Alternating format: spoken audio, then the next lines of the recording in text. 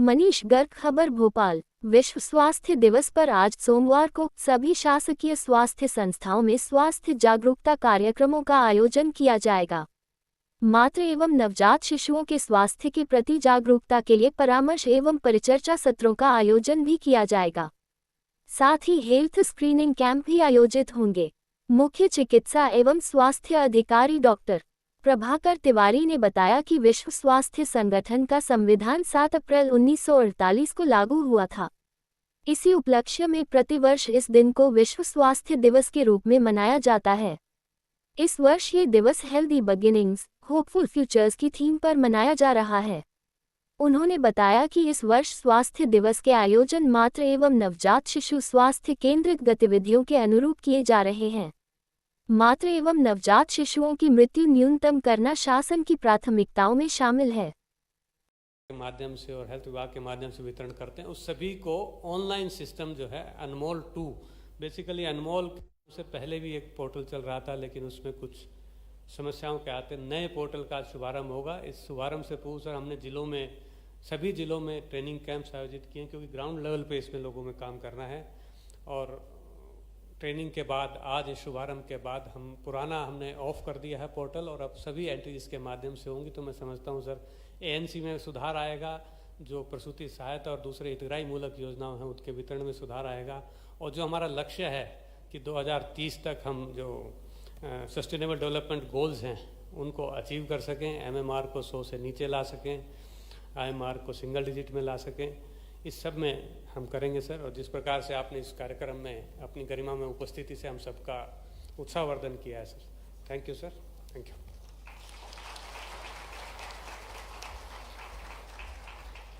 हार्दिक धन्यवाद प्रमुख सचिव लोक स्वास्थ्य एवं चिकित्सा शिक्षा मध्य प्रदेश शासन। और अब क्रम है आईसीएमआर के महानिदेशक डॉक्टर राजीव बहल जी का वीडियो संदेश हम आप तक पहुंचा रहे हैं। आइए देखते हैं ये वीडियो संदेश।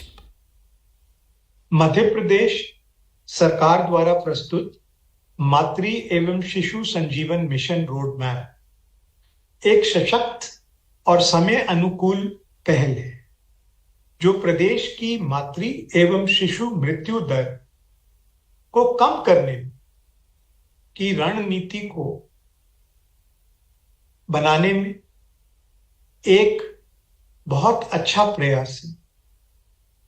भारतीय आयुर्विज्ञान अनुसंधान परिषद यानी कि आईसीएमआर के लिए यह अत्यंत गर्व का विषय है कि इस महत्वपूर्ण दस्तावेज की रणनीति निर्माण में हम भागीदारी और तकनीकी सहयोगी के रूप में योगदान देने में सफल रहे।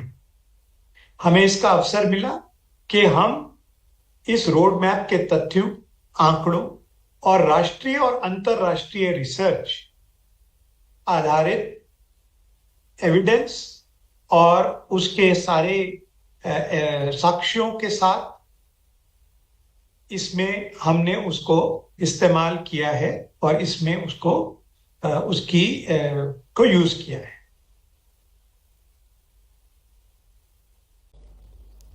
आज इस अनमोल पोर्टल 2.0 के समर्पण के लिए उपस्थित जिनके कर कमलों के द्वारा आज ये कार्यक्रम संपन्न होने जा रहा है, और मुझे विश्वास है जो उनके नेतृत्व में निश्चित रूप से हमने ये जो रोड मैप बनाया है उसको सफल भी होंगे।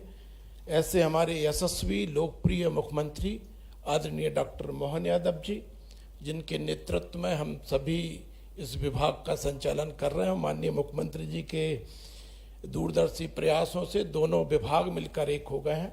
ऐसे लोक स्वास्थ्य एवं चिकित्सा शिक्षा मंत्री एवं उप मुख्यमंत्री आदरणीय डॉक्टर राजेंद्र शुक्ल जी, आदरणीय संदीप जी, आदरणीय तरुण राठी जी, आदरणीय सलोनी मैडम, आदरणीय सोफिया मैडम तथा यहाँ पर उपस्थित सभी महानुभाव, आज बड़ी प्रसन्नता है कि एक कार्यक्रम को हमने बड़े सकारात्मक रूप से लिया है कि मातृ शिशु, जब हम जन्म की उसकी बात करते हैं तो हमेशा केवल मातृ शिशु दर से उसको तौलते हैं तो बड़ा नकारात्मक सा लगता है, लेकिन यदि हम देखेंगे उसको तो जरूर 173 लगता है और 35 या 60 के आसपास नवजात या शिशु मृत्यु दर है। तो ऐसे देखने में बड़ी संख्या लगती है, लेकिन यदि हम इसको उल्टी दृष्टि से देखना प्रारंभ करें कि हमारा सर्वाइवल रेट क्या है, तो जब सर्वाइवल रेट की हम बात करेंगे तो मैंने देखा कि 99.8% सर्वाइवल रेट है, 99.8% सर्वाइवल रेट है। और नवजात बच्चों में और शिशु में देखेंगे तो सर्वाइवल रेट 99.9% है।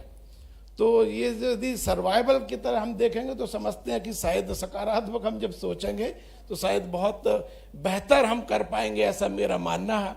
और निश्चित रूप से ये पोर्टल भी आज जिस भाव के साथ विश्व स्वास्थ्य दिवस पर प्रारंभ हुआ है, उसमें मातृ शिशु संजीवन मिशन, ये जो नाम दिया बड़ा सुंदर नाम है, मातृ शिशु संजीवन। कैसे मातृ शिशु को हम दोनों को बचा सकते हैं, उनको सरवाइव करा सकते हैं। तो निश्चित रूप से ये सकारात्मक प्रयास हमारे यशस्वी और लोकप्रिय मुख्यमंत्री जी जिस तरह से डबल इंजन की सरकार को मध्य प्रदेश में चला रहे हैं, तो यशस्वी प्रधानमंत्री नरेंद्र मोदी जी के सपन को 2047 तक विकसित भारत बनाने की दिशा में आदरणीय मुख्यमंत्री डॉक्टर मोहन यादव जी के नेतृत्व में हम मध्य प्रदेश को भी विकसित मध्य प्रदेश बनाएंगे। और विकसित मध्य प्रदेश बनाने के लिए स्वस्थ मध्य प्रदेश बनाएंगे। उस दिशा में स्वास्थ्य विभाग के ये जो प्रयत्न है, उनके लिए मैं समस्त स्वास्थ्य विभाग के अधिकारियों को और सभी कर्मचारीगण को बहुत बहुत शुभकामनाएं देता हूं।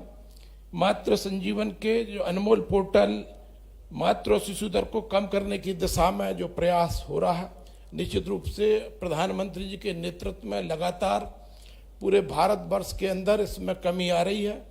और जिसको मैं कह रहा हूं कि सर्वाइवल रेट में वृद्धि हो रही है कह सकते हैं, तो निश्चित रूप से मध्य प्रदेश में भी हम यशस्वी मुख्यमंत्री डॉक्टर मोहन यादव जी के नेतृत्व में सफलता प्राप्त करेंगे। केवल एक बात जोड़कर अपनी बात को समाप्त करूंगा कि ऐसा नहीं है कि हम कोई बड़े भारी पिछड़े हैं इसलिए हमारे देश में ऐसा होता है। 2-3 दिन की पहली घटना है, अमेरिका में एक नर्सिंग इन्फ्लुएंसर थी हेली अकूला, ये नर्सिंग ऑफिसर भी थी और नर्सिंग इन्फ्लुएंसर थी सोशल मीडिया पर।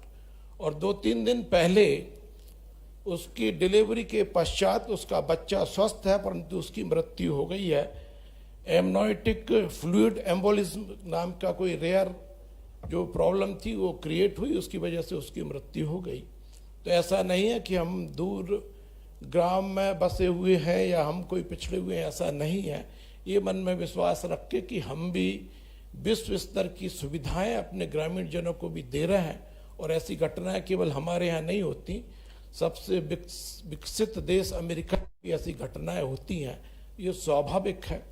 तो इससे निराश या हताश होने की आवश्यकता नहीं है, बल्कि ये विश्वास लेकर कि जैसा नेतृत्व, सकारात्मक नेतृत्व इस समय देश में काम कर रहा है आदरणीय प्रधानमंत्री नरेंद्र मोदी जी के नेतृत्व में, और मध्य प्रदेश में आदरणीय डॉक्टर मोहन यादव जी के नेतृत्व में, जिस तरह से अभी अपन ने एक वीडियो में सुना, माननीय मुख्यमंत्री जी कह रहे थे कि जहाँ पर नारियों की पूजा होती है वहाँ पर ईश्वर का वास होता है। तो ऐसी धरती के हम वासी हैं। ऐसी माताओं और शिशुओं की रक्षा के लिए ये पोर्टल, ये प्रयास मातृ शिशु संजीवन मिशन सफल करेंगे हम। अपना भरसक आप सभी के सहयोग से आदरणीय मुख्यमंत्री डॉक्टर मोहन यादव जी के नेतृत्व में हम सफलता की सीढ़ियां चढ़ेंगे। ये सभी आप सबको शुभकामनाएं देते हुए धन्यवाद। भारत माता की जय।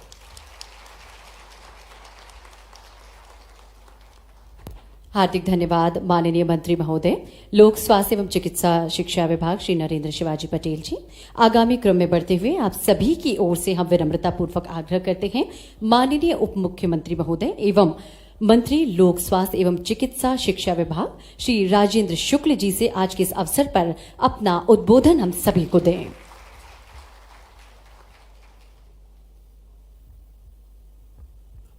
मध्य प्रदेश के विजनरी मुख्यमंत्री आदरणीय डॉक्टर मोहन यादव जी, स्वास्थ्य विभाग में हमारे साथी राज्य मंत्री आदरणीय नरेंद्र शिवाजी पटेल जी, प्रमुख सचिव हेल्थ एंड मेडिकल एजुकेशन आदरणीय संदीप यादव जी, कमिश्नर तरुण राठी जी, एमडी एनएचएम सलोनी सिडाना जी, आदरणीय फारूकी जी, कमिश्नर महिला एवं बाल विकास, भारत सरकार के एडिशनल कमिश्नर सिंह साहब भी आए हुए हैं, डॉक्टर अग्रवाल जो एम्स के पीडियाट्रिशियन हैं नामी, यहाँ पर उपस्थित सभी अधिकारीगण, बाल एवं शिशु एवं स्त्री रोग विशेषज्ञ से जुड़े हुए सभी डॉक्टर्स, देवी और सज्जनों, विश्व स्वास्थ्य दिवस में इससे बेहतर कार्यक्रम कोई दूसरा हो नहीं सकता था। यदि मध्य प्रदेश में एमएमआर और आईएमआर को लेकर समस्या है, तो समस्या का समाधान क्या हो सकता है? यदि समस्या का समाधान हमारे पास नहीं है तो हम खुद ही एक समस्या है। इसलिए मुझे बड़ी खुशी है कि आज मुख्यमंत्री जी के कर कमलों के द्वारा हम ऐसा रोड मैप लॉन्च करा रहे हैं जो इस समस्या का समाधान इस प्रकार से करेगा कि आज भले देश में हम अच्छी स्थिति में नहीं हैं, हालांकि प्रयास हुए हैं। यदि पिछले 10 सालों में देखें तो एमएमआर जो आज 173 है वो पहले करीब 400 के करीब था, आईएमआर जो आज 43 है वो पहले 84 था, और नियोनेटल मॉर्टेलिटी जो नवजात शिशु वाला है वो आज यदि 31 है तो पहले वो 60 के ऊपर था। तो मैं ये मानता हूँ कि प्रयास तो हुआ है, लेकिन प्रयास उस सीमा तक नहीं हो सका है जिस सीमा तक पहुँच के हम सिर ऊंचा करके देश के सामने चल सके। मध्य प्रदेश एक परफॉर्मर स्टेट रहा है, चाहे इरिगेशन हो, चाहे पावर हो, चाहे इंफ्रास्ट्रक्चर हो, मध्य प्रदेश ने करके दिखाया है। और इसलिए ये जो रोड मैप आज प्रस्तुत हो रहा है ये कुछ करके दिखाने का रोड मैप है। काफ़ी ब्रेन स्टॉर्मिंग के बाद ये बना है, काफ़ी कंसल्टेशंस हुए हैं, समस्या कहाँ पर है उसका पता लगाया गया है, और उस पता लगाने के बाद क्या समाधान हो सकता है उसका रोड मैप आज जो मुख्यमंत्री जी के हाथों से लॉन्च हुआ है, इस पर यदि हम काम करेंगे तो निश्चित रूप से सफलता हमें मिलेगी। अनमोल पोर्टल 2.0 जो आज इस पूरे सिस्टम को डिजिटली किस तरीके से हम उसको मॉनिटर कर सकते हैं, किस तरीके से हम प्रेग्नेंट लेडीज़ को रजिस्ट्रेशन कर सकते हैं, किस तरह से कोई भी रजिस्ट्रेशन से ना बचे और कोई भी एंटीनेटल चेकअप से ना बचे, तो समस्या का समाधान हो जाएगा। लेकिन देखने में आया है कि हम 60% से ज़्यादा रजिस्ट्रेशन नहीं कर पाते, फिर 60% जो रजिस्ट्रेशन हो जाती है उसमें 80% से ज़्यादा हम उनकी एंटीनेटल चेकअप नहीं कर पाते, तो 60 का 80 हो गया तो 50% पे आ गए, तो 50% तो लेडीज़ ऐसी है जो प्रेग्नेंट होने के बाद अनअटेंडेड रह जाती है, वो अपने घरों में रहती हैं, दूरस्थ ग्रामीण अंचलों में रहती है, और बाद में 6 महीने 7 महीने की प्रेगनेंसी के बाद या तो वो हाइपर टेंशन से संबंधित रोग से ग्रसित हो जाती हैं, या एक्सेसिव ब्लीडिंग जिसको आप लोग हेमरेज कहते हैं उससे पीड़ित हो जाती हैं, और उसके बाद लेके उनको जिला अस्पताल लोग रश करते हैं, भागते हैं, मेडिकल कॉलेज के अस्पतालों में पहुंचाते हैं, तब तक पे स्थितियां हाथ से निकल चुकी होती हैं। इसलिए बहुत ज़रूरी है कि हम एंटीनेटल चेकअप में उन सारी लेडीज़ को जो हाई रिस्क प्रेग्नेंट है HRP, उनको आइडेंटिफाई करके और हर महीने कम्युनिटी हेल्थ सेंटर में 9 तारीख और 25 तारीख को जो स्त्री रोग विशेषज्ञ ऑब्स एंड गायनी से रिलेटेड जो विशेषज्ञ वहाँ पर बैठे और आशा और एनएम उसको वहाँ पर पहुँचाएँ और उसकी क्लोज मॉनिटरिंग शुरू हो। परिवार के लोगों को भी सेंसिटाइज करना ज़रूरी है, जिनके घर में प्रेग्नेंट लेडीज़ हैं वो भी सेंसिटाइज नहीं होते, 6-7 महीने के बाद फिर उनकी हालत जब ख़राब होती है तब वो भागते हैं, तो इसलिए MMR और IMR का रेट बढ़ जाता है। इसलिए ये पोर्टल अनमोल, इसका नाम भी मुख्यमंत्री जी अनमोल पोर्टल है, ANM ऑनलाइन, तो उसका नाम बहुत अच्छा है अनमोल।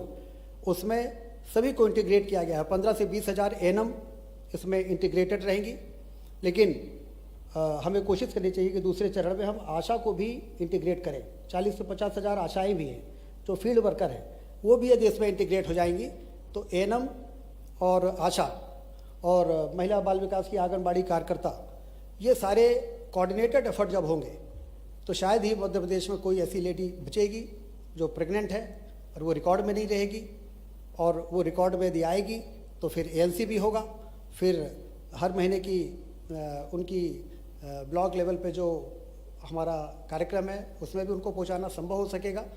और फिर जो हमारा टारगेट है 2030 में कि 173 को 100 के नीचे पहुंचाना है और 31 को 20 के नीचे पहुंचाना है, जो हमारा नवजात शिशु मृत्यु दर है। और केरल और गुजरात इसको पीछे करना है MMR में, और मध्य प्रदेश को एक बेहतर स्थान पर पहुंचाना है। ये हमारा लक्ष्य होना चाहिए। और मुख्यमंत्री जी के नेतृत्व में स्वास्थ्य विभाग में जो कदम उठे हैं, अभी ज़्यादा समय नहीं हुआ है, लेकिन एयर एम्बुलेंस से लेकर मेडिकल कॉलेज एक के बाद दूसरे, दूसरे के बाद तीसरे, 3 मेडिकल कॉलेज का उद्घाटन तत्परता से मुख्यमंत्री जी के नेतृत्व में हम लोगों ने कराया है। 2 इस वर्ष और सीनी और श्योपुर मेडिकल कॉलेज शुरू होने वाले हैं। अगले साल फिर 3 शुरू होंगे, उसके अगले साल फिर 3 शुरू होंगे। और MBBS की संख्या, यदि प्रधानमंत्री जी ने 75,000 MBBS की सीटें बढ़ाने की बात कही है 3-4 वर्षों में, तो उसमें 5,000 का कंट्रीब्यूशन डॉक्टर मोहन यादव जी के नेतृत्व में मध्य प्रदेश करेगा, जिससे डॉक्टरों की कमी ग्रामीण क्षेत्रों में सामने ना आए। इस दिशा में डॉक्टरों की उपलब्धता, मानव संसाधन की उपलब्धता, दवाइयों की उपलब्धता, उपकरण, फर्नीचर, सारी चीज़ें तो प्रधानमंत्री जी और डॉक्टर मोहन यादव जी उपलब्ध करा रहे हैं।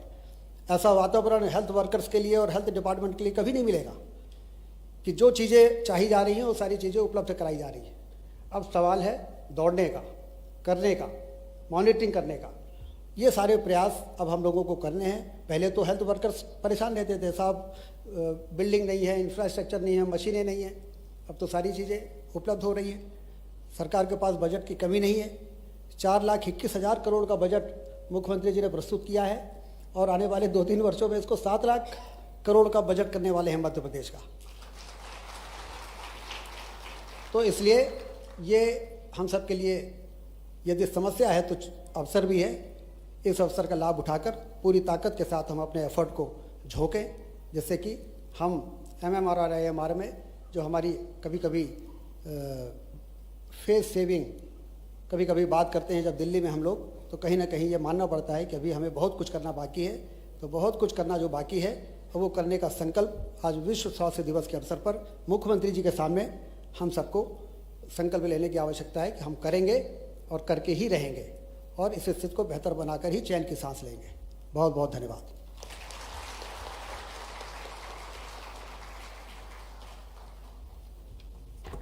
हार्दिक धन्यवाद माननीय उप मुख्यमंत्री एवं मंत्री लोक स्वास्थ्य एवं चिकित्सा शिक्षा विभाग, आपके प्रेरणास्पद एवं सारगर्भित उद्बोधन के लिए। आदरणीय देवीम सज्जनों, ये हम सभी का सौभाग्य है कि मध्य प्रदेश के मुखिया के रूप में हम सभी को एक ऐसा सक्षम सबल नेतृत्व मिला, जिससे मध्य प्रदेश लगातार खुशहाली और समृद्धि के शिखर पर अग्रसर है। और आज उसी सफलता का एक उपक्रम है आज का विश्व स्वास्थ्य दिवस का ये कार्यक्रम। आप सभी की बेशुमार तालियों के बीच, आप सभी के आग्रह के साथ ही हम आमंत्रित कर रहे हैं, निवेदन कर रहे हैं मध्य प्रदेश के मुखिया, मध्य प्रदेश के माननीय मुख्यमंत्री जी से कि आज के इस अवसर पर अपने अमृत वचनों से हम सभी को कृतार्थ करें। तालियां आप सभी की बेशुमार होना चाहिए। मेरी अपनी ओर से विश्व स्वास्थ्य दिवस के अवसर पर आप सबको बधाई, आप सबका वंदन, अभिनंदन। मंच पर विराजमान उप मुख्यमंत्री और स्वास्थ्य मंत्री श्रीमान राजेंद्र शुक्ला जी, हमारे प्रिय मंत्री माननीय राज्य मंत्री श्रीमान नरेंद्र शिवाजी पटेल जी, इस अवसर पर PS संदीप यादव जी, श्रीमती सूफिया फारूकी, आयुक्त महिला बाल विभाग, तरुण राठी जी, आयुक्त लोक स्वास्थ्य एवं चिकित्सा शिक्षा, डॉक्टर सलोनी सिडाना, MD NHM। इस अवसर पर मंच पर भारत सरकार के विभिन्न अधिकारीगण, आमंत्रित अतिथिगण और आप सब। विस्तार से बात हमारे माननीय मंत्री द्वय ने कर ली है, मुझे ज़्यादा दोहराना नहीं है, लेकिन ये अवसर भी इतना अच्छा है। हमारे अपने यशस्वी प्रधानमंत्री के नेतृत्व में हम सब देख रहे हैं कि बदलते दौर का भारत है, जिसमें दुनिया भारत की तरफ देख रही है। और कोविड जैसी चुनौती के समय में भी आप सबके माध्यम से यशस्वी प्रधानमंत्री ने इस प्रकार से आपदा में से अवसर ढूंढ करके भारत की साख बढ़ाई। मैं आप सबको बधाई देता हूं, आपके माध्यम से पूरे हेल्थ डिपार्टमेंट को। सच में इतनी बड़ी चुनौती थी, इतनी बड़ी एक आपदा थी, जिस आपदा में दुनिया हमारी तरफ बहुत सशंकित प्रकार से देख रही थी। और हम भी उस दौर से गुजर रहे थे कि भारत जैसा इतना विशाल देश, और ऐसे विशाल देश में ऐसी अज्ञात बीमारी, जिस बीमारी के बारे में जितनी बार सोचो उतनी बार उससे अलग प्रकार का एहसास होता है।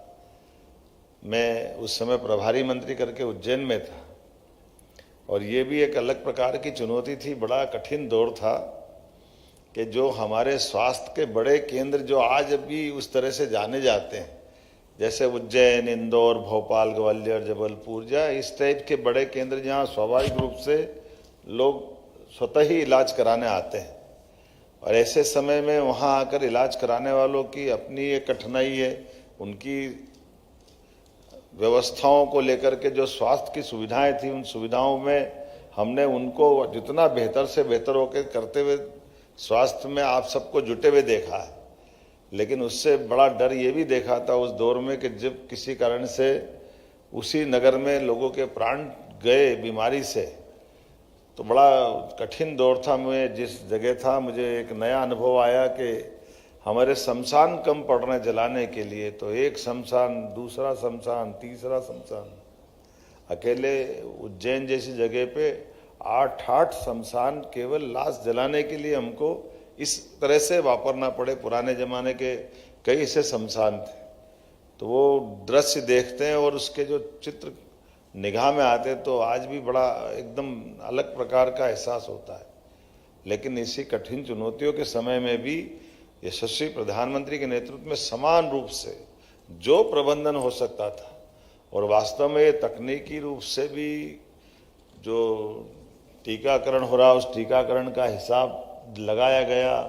और दुनिया के ऐसे कई विकासशील देश, विकसित देश, जिनके लिए हेल्थ में बड़े बड़े अलग प्रकार के उनको अपनी सेवाओं के लिए जाना जाता था, वो हमारी व्यवस्थाओं को देख के दंग थे कि ये हो कैसे गया। भारत जैसे देश में न केवल व्यवस्थाओं पे नियंत्रण था, बल्कि यहाँ दवाई भी ईजाद करके जिस प्रकार से रिलीफ दिलाया गया, वाकई ये बड़ी चुनौती थी। और एक एक व्यक्ति का हिसाब, कोई एक दिन भी आगे पीछे आए तो उस ऐप के मालूम से मालूम पड़ जाए कि तुमको कल आना है।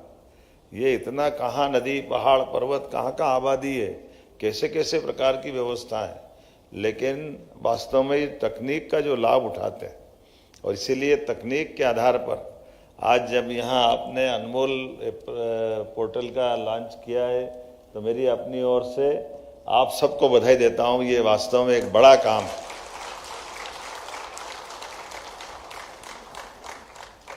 जब हम तकनीक की तरफ चलते हैं तो हमारी व्यवस्थाओं की तरफ भी ध्यान जाता है, और व्यवस्थाओं पर ध्यान देकर के, जैसा माननीय स्वास्थ्य मंत्री जी ने कहा है कि हमने अपनी सरकार के गठन के समय हमारे 2 मंत्रालय अलग अलग चलते थे। एक चिकित्सा शिक्षा मंत्रालय अलग, एक चिकित्सा पूरा काम देखने वाला अलग। हमने कहा ये बदलते दौर में इस सब में बदलने की जरूरत है, एक ही इसका मंत्रालय होना चाहिए। और इसीलिए हमने आते ही पहला निर्णय ये लिया कि 2 मंत्रालय को एक किया। अब उससे आगे बढ़ते हुए आज जब हम एक के बाद एक संकल्प लेके आगे बढ़ रहे हैं, तो कई सारे ऐसे प्रयोग हम कर रहे हैं जिसके माध्यम से हमारा चिकित्सा का क्षेत्र पूरे देश में, मध्य प्रदेश सबसे आगे दिखे, अग्रगण्य दिखे, इस दिशा में हम काम कर रहे हैं।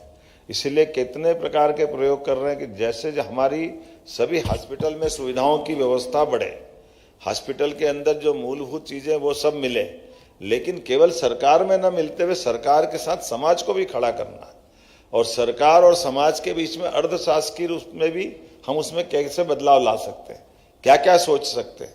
इसीलिए आपने देखा होगा कि हमारे यहाँ यद्यपि थोड़ा रिकॉर्ड खराब था।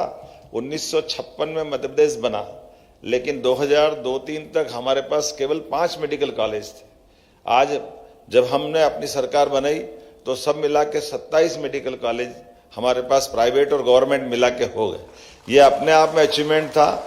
और हमारी सरकार के गठन होने के बाद 3 मेडिकल कॉलेज हमने सीधी ये सिवनी और नीमच मंदसौर 3 का लोकार्पण हमने कर दिया। कोशिश ये करेंगे इसी साल हमारे 2 सिंगरौली और श्योपुर के 2 मेडिकल कॉलेज अभी हमारे पास हो जाए। एक और लाइन हम ढूंढ रहे हैं, वो लाइन ऐसी है कि हमारे विश्वविद्यालयों को भी, और विश्वविद्यालय के अलावा जो कई हमारे हॉस्पिटल है, इन हॉस्पिटल को हम पीपीपी मॉडल पर मेडिकल कॉलेज के लिए उपलब्ध कराना चाहते हैं। इसके पीछे भाव ही इतना है कि हमारे यहाँ मेडिकल कॉलेज अपने आप में जैसे बात करते तो हमारे लिए प्रशिक्षण के लिए, शिक्षण के लिए एक अनुकूल माहौल अलग प्रकार का बनता है। लेकिन ये जो नई डॉक्टर की पौध मिलती है, आज देश के परिदृश्य में देखें तो बड़े पैमाने पे जिसकी आवश्यकता है, आज हम तो बदलते दौर में, अब तो और मजा आ रहा है। अमेरिका के रोज फटाके छूट रहे हैं। ट्रंप का टैरिफ क्या खिलाएगा पता नहीं, लेकिन हम सब जानते हैं कि यह आपदा में से भी अवसर निकलता है। हमने सबने देखा कि सब में टैरिफ बढ़ाया है, लेकिन किसी को छोड़ा है तो आपका सेक्टर छूटा है, जहां उनने बड़े पैमाने पे फार्मा सेक्टर को छोड़ा, जिसकी अच्छी संभावना है। लेकिन हम फार्मा सेक्टर पे नहीं रुक रहे, हम तो और आगे बढ़ रहे हैं। हम इसमें मेडिकल टूरिज्म ढूंढ रहे हैं। मेडिकल टूरिज्म के माध्यम से बड़ी संभावना अपने देश की तरफ है और देश में मध्य प्रदेश को हम इसमें आगे बढ़ा रहे हैं। इसीलिए सभी प्रकार से हमारे यहाँ पर अपने यहाँ मेडिकल टूरिज्म में खास करके बड़ी संभावना, इस पर हम काम कर रहे हैं। और इसके अलावा भी मेडिकल टूरिज्म नहीं, मेडिकल टूरिज्म के अलावा भी आपके अपने नगर में भी जो हमारे कैटेगरी वाइज कुछ नगरों की हमने श्रेणी बनाई है। अभी हमने इन्वेस्टमेंट की दृष्टि से रीजनल इंडस्ट्री कॉन्क्लेव और ये जो बड़ी बड़ी अपना औद्योगिकरण की दिशा में आगे बढ़ रहे हैं, तो केवल इंडस्ट्री लगाने में उद्योग नहीं, हमारे ये सेवाओं के सेक्टर को भी जोड़ा है, ऐसे में चिकित्सा को भी जोड़ा है। तो हमारे पास आज क्यों नगर में लोग बड़े पैमाने पे इन व्यवस्थाओं को जोड़े, नगर के नीचे जाने की जरूरत भी है, अर्थात महानगर से नीचे जाने की जरूरत। तो हमारा इंदौर, उज्जैन, भोपाल, ग्वालियर, जबलपुर, ये इसमें से उज्जैन गायब करें तो अपने यहाँ 4 महानगर मोटे तौर पर इस प्रदेश के अंदर है। तो A category, B category, C category, तो इन कैटेगरी में भी हम अपने हॉस्पिटल को भी प्रमोट करें। तो हॉस्पिटल में 35 और 40% की सब्सिडी हम नए आपको खड़ा करने के लिए भी देने जा रहे हैं, जिसके माध्यम से बड़े पैमाने पर आप हॉस्पिटल बनाओ। हॉस्पिटल में आपकी जो लागत लगने वाली, उस लागत के आधार पर बी कैटेगरी में 15 करोड़ तक की आपको हम अपनी तरफ से ये सब्सिडी देने वाले हैं, आपको लाभ देने वाले हैं। और इसी प्रकार से सी कैटेगरी में इसमें हम 40% तक आपको सब्सिडी देने वाले हैं। इसके पीछे भाव ही है कि हमारे लिए केवल सरकार सब कुछ करेगी ऐसा नहीं, समाज भी करे। और ये आखिर हम सब जानते हैं कि आज अपना हॉस्पिटल खड़ा किया है तो कोई इंडस्ट्री रोजगार देती है, तो ये अपनी चिकित्सालय भी तो लोगों की जिंदगी देता है। ये जिसके आधार पर योग्य प्रकार से किसी को चिकित्सा की सुविधा मिल जाए, इससे बढ़कर क्या हो सकता है। इसलिए समान रूप से न केवल हॉस्पिटल, बल्कि मुझे इस बात की प्रसन्नता है, एक और निर्णय हमने किया। वो निर्णय भी अपने आप में एम्बुलेंस वाला निर्णय है। एम्बुलेंस को लेकर के पूरे देश में एकमात्र राज्य मध्य प्रदेश ने, जिसने एयर एम्बुलेंस चालू करके हमारे लिए गरीब आदमी की जिंदगी बचाने का काम चालू। और एम्बुलेंस भी 2 प्रकार की है। हमारे यहाँ जहां हवाई पट्टी है वहां हमारे विमान से एयर एम्बुलेंस पहुंचेगी, और जहां विमान नहीं उतर सकता तो वहां हेलीपैड पे हमने बात कल्पना कर ली कि हेलीकॉप्टर से पहुंचाएंगे। मुझे इस बात की प्रसन्नता, अभी 8 दिन पहले ही एम्स के खुद एक डॉक्टर को हमको मद्रास शिफ्ट करना पड़ा, तो हमने कहा कोई बात नहीं थी, तो मामूली बात है, तुरंत भोपाल से हमने उड़ाया और मद्रास उनको पहुंचा करके आज परमात्मा की दया से वो स्वस्थ है। और हमारी योजना के बलबूते पर एक सुयोग्य चिकित्सक को बचाने का हमने काम किया। ऐसे एक नहीं, कई माननीय मंत्री जी यहाँ बैठे हैं, इनके यहाँ तो रीवा में अब रात को 10 बजे तक भी, 11 बजे तक भी, ऐसे कई लोगों का, ऐसे छोटी बात में एक बार डिंडोरी जिले के अंदर हमारे एक बड़े वरिष्ठ अधिकारी जूते पहन रहे हैं, और जूते पहनते पहनते अचानक जैसे उनने जूते में पैर डाला, मालूम पड़ा उसमें सांप बैठा हुआ था। अब सांप ने उसको डस लिया और डसने के कारण से बड़ी घबराहट थी। ये उस समय की बात थी जब हमको ये सब एहसास हुआ कि करना चाहिए। वो भागे अपने को आपको बचाते। अब कितनी भी तेज जाए, कैसे भी जाए, लेकिन जबलपुर आते में भी 3 घंटे से कम समय नहीं लग रहा था। भगवान करे राम राम करते करते वो आ गए। और जब उनने आकर हमारी सरकार का गठन हो ही हुआ था, उन्होंने कहा सर कुछ भी करो, ये इतना बड़ा प्रदेश है, इतनी बड़ी व्यवस्था है, इसमें कम से कम जो मूलभूत सुविधा है, हमने उसी दिन कसम खाई कि हम तुरंत इंतजाम करेंगे। मुझे इस बात की प्रसन्नता कि अब एक साल हो गया, लगभग 100 से ज्यादा ऐसे लोगों के घटनाक्रम में हमने अपनी भूमिका अदा की है। इसमें केवल डॉक्टर और कलेक्टर दोनों डिसाइड करते हैं। और आयुष्मान में तो निःशुल्क है, सशुल्क भी है। जो सक्षम है वो सशुल्क एयर एम्बुलेंस का उपयोग कर सकते हैं, लेकिन जो आयुष्मान वाले हैं उनको तो निःशुल्क हमने व्यवस्था दी कि व्यक्ति की जान से बढ़कर कुछ नहीं है। लेकिन ये प्रयोग पहली बार हुआ है, ऐसे और बहुत सारे प्रयोग करने जा रहे हैं। लेकिन आज तो विश्व स्वास्थ्य दिवस की जब हम बात कर रहे हैं तो वास्तव में ये अद्भुत समय चल रहा है। जब हमारे यहाँ हम एलोपैथिक की बात कर रहे हैं तो आयुष डिपार्टमेंट के माध्यम से बाकी विभागों को भी जोड़ा, बाकी पैथियों को भी जोड़ा है। चिकित्सा में केवल एलोपैथिक नहीं है, आयुर्वेदिक भी है, नेचुरोपैथी भी है। और कुल मिलाकर के समग्र दृष्टि से देखा जाए तो वाकई ये कोविड के समय सबको समझ में आ गई थी। एलोपैथिक का हम इज्जत करते हैं, अच्छी बात है, लेकिन एलोपैथिक में भी जो छोटी मोटी कमियां थी उसको आपने भी सबने आयुर्वेद के माध्यम से नज़दीक से देख लिया। हम सब जानते हैं, हम इन व्यवस्थाओं के आधार पर, लेकिन आज अपने जब इस तरह से भारत की पहचान बनती है कि यहाँ के डॉक्टरों की योग्यता भी सबसे बढ़कर है और यहाँ के वैज्ञानिकों की योग्यता भी सबसे बढ़कर है, और सब अपने जीवन में धन्वंतरी से जुड़ करके अपना आनंद महसूस करते हैं, जो जियो और जीनो दो की तरफ ले जाते हैं। मेरी अपनी ओर से आप सबको बधाई, बहुत बहुत धन्यवाद।